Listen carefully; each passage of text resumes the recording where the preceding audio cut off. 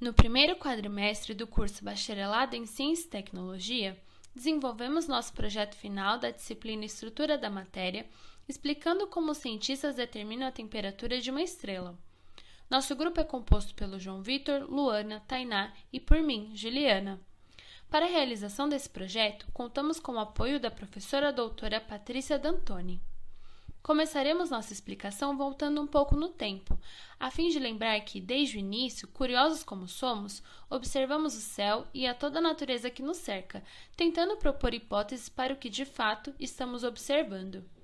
Diante disso, percebemos a serventia dos recursos que tínhamos para o nosso desenvolvimento e, por isso, passamos a utilizar as estrelas como parte de práticas religiosas, guias em navegações, mapas, calendários, reguladoras da agricultura e em inúmeras outras aplicações que nos forneceram, direta ou indiretamente, maior compreensão sobre o mundo em que vivemos.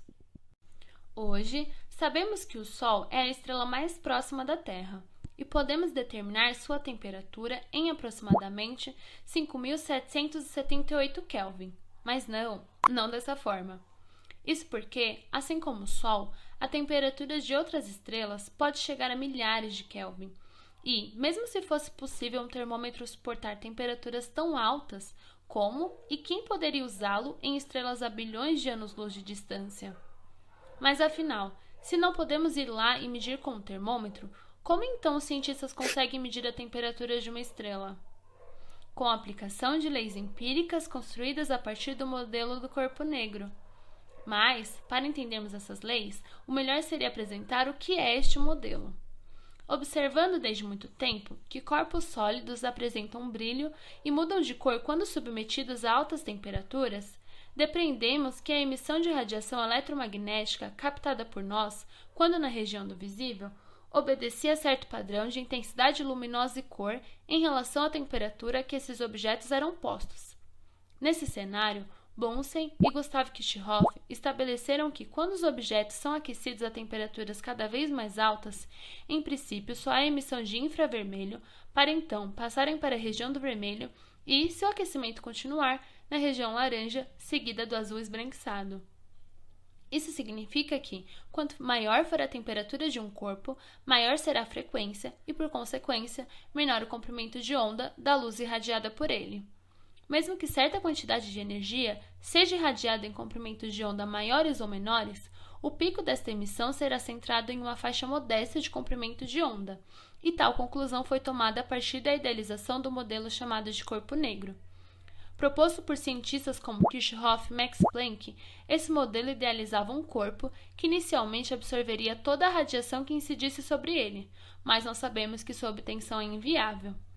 E para conseguir fazer algo parecido na prática, fora criada uma espécie de forno com um pequeno orifício, onde, de acordo com o aumento da temperatura, era possível ver a cor da luz emitida por ele.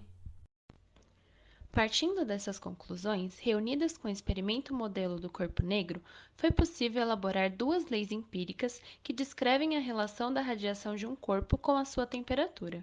Por isso, apesar de não conseguirmos ir até lá e medir a temperatura de uma estrela, podemos captar a radiação emitida por ela e determinar, com o uso dessas leis, a temperatura de sua superfície.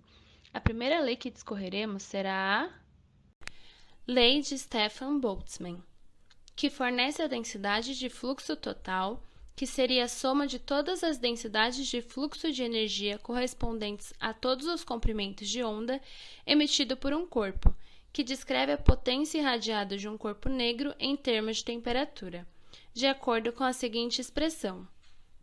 Primeiramente, os cientistas medem o fluxo total de luz proveniente da estrela, relacionando esses fatores para estimar a luminosidade. Utilizando interferômetros, o raio de uma estrela também pode ser encontrado. Substituindo os valores conhecidos na equação de Stefan Boltzmann, encontra-se a temperatura de uma estrela. A limitação desse método está na dificuldade encontrada pela comunidade científica em medir os raios das estrelas maiores e as mais próximas. Lei de deslocamento de Wien. Esta lei relaciona o comprimento de onda da radiação eletromagnética de um corpo negro com a sua temperatura, Especificamente, a física da radiação dos corpos negros abriu a possibilidade de entendermos a variação das cores estelares. A cor varia conforme sua temperatura. As estrelas frias irradiam na região vermelha e infravermelha do espectro eletromagnético, parecendo vermelhas, e as estrelas quentes emitem comprimentos de onda azul e ultravioleta, parecendo azuis ou brancas. Ao longo do comprimento de onda, podemos saber qual o seu espectro eletromagnético. Através desta fórmula, calculamos a temperatura das estrelas.